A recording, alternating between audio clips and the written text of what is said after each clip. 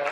So we're going to have around 250 people here today to listen to what is one of the most important problems confronting society and confronting medicine, and that is our opioid epidemic.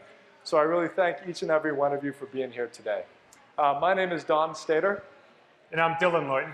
And together we run a nonprofit that's called the Emergency Medical Minute. And what we do is free medical education. We have a website, emergencymedicalminute.com. And this is our first ever symposia of emergency medicine on this topic.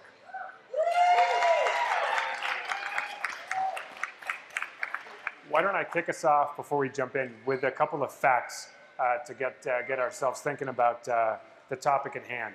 So the first fact is that in 2014, 100 million Americans were prescribed an opioid.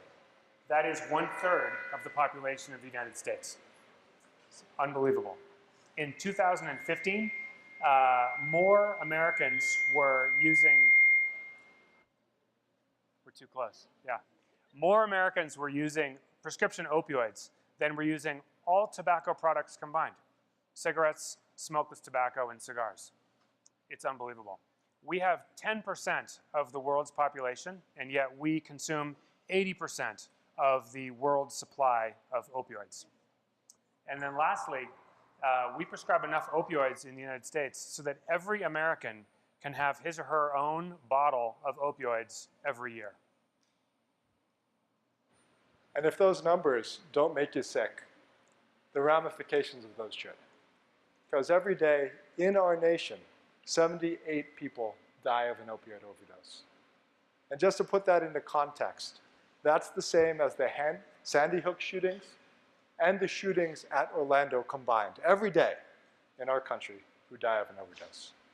When you look at 2014, which is the last time we had good data, 28,000 Americans died of an opioid overdose. Let's put that in context. That's 10 9/11s. That's 10 buildings flying into towers every day across our community, right? Why are so many people dying? It's because so many people are using, but it's also because so many people are addicted. When you look at the numbers of Americans addicted to opioids, 2.5 million people. If you made that a state, the state of opioid use, that would be somewhere between New Mexico and Nevada.